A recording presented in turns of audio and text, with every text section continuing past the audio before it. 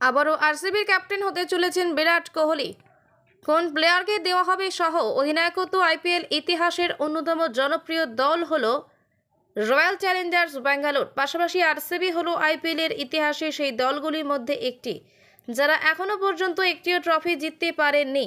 এমন পরিস্থিতিতে ভক্তরা দলটির হাতে একটি ট্রফি দেখতে চায়। আসন্ন আইপিএলের আগে মেগা নিলামের আয়োজন করা হবে, আর এই নিলামের নাম লেখাবেন একাধিক কিংবদন্তি। আর এই পরিস্থিতিতে রয়্যাল চ্যালেঞ্জার্স দল একটি শক্তিশালী দল বেছে নিতে চাইবে যাতে তারা ট্রফি জিততে পারে। বেশ কিছু সূত্রের খবর অনুযায়ী আগামী মৌসুমে বিরাট কোহলিকে আবার রয়্যাল চ্যালেঞ্জার্স দলের অধিনায়কত্বের দায়িত্ব তুলে দেওয়া হবে। 2021 সালে বিরাট শেষবার রয়্যাল চ্যালেঞ্জার্স দলকে নেতৃত্ব দিয়েছিলেন। পরবর্তী সময়ে বিরাট ফ্র্যাঞ্চাইজির হয়ে শুধু ব্যাটিং চালিয়ে যাওয়ার সিদ্ধান্ত নিতে দলকে নতুন অধিনায়ককে বাছাই করতে হয়।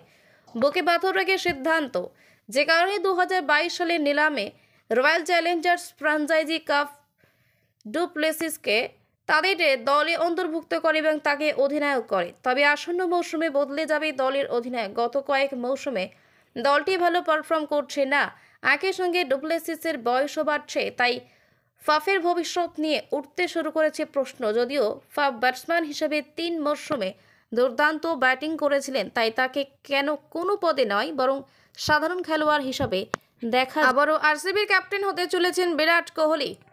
কোন প্লেয়ারকে দেওয়া হবে সহ অধিনায়কত্ব আইপিএল ইতিহাসের অন্যতম জনপ্রিয় দল হলো রয়্যাল চ্যালেঞ্জার্স ব্যাঙ্গালোর। পাশাপাশি আরসিবি হলো আইপিএলের ইতিহাসে সেই দলগুলির মধ্যে একটি যারা এখনও পর্যন্ত একটিও ট্রফি জিততে পারেননি। এমন পরিস্থিতিতে ভক্তরা দলটির হাতে একটি ট্রফি দেখতে চায়। আসন্ন আইপিএলের আগে মেগা নিলামের আয়োজন করা হবে, আর এই নিলামের নাম লেখাবেন একাধিক কিংবদন্তি।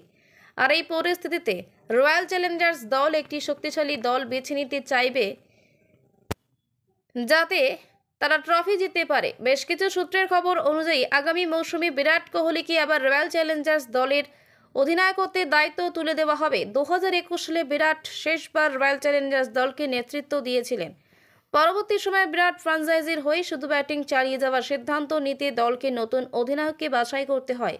বুকে পাথর রেখে সিদ্ধান্ত, যে কারণে 2022 সালের নিলামে Royal Challengers franchise Faf du প্লেসিসকে তাদের দলে অন্তর্ভুক্ত করে এবং তাকে অধিনায়ক করে। তবে আসন্ন মৌসুমে বদলে যাবে দলের অধিনায়ক। গত কয়েক মৌসুমে দলটি ভালো পারফর্ম করছে না, একই সঙ্গে ডুপ্লেসিসের বয়সও বাড়ছে, তাই ফাফের ভবিষ্যৎ নিয়ে উঠতে শুরু করেছে প্রশ্ন। যদিও ফাফ ব্যাটসম্যান হিসেবে 3 মরশুমে দুর্দান্ত ব্যাটিং করেছিলেন, তাই তাকে কেন কোনো পদে নয় বরং সাধারণ খেলোয়াড় হিসেবে দেখা।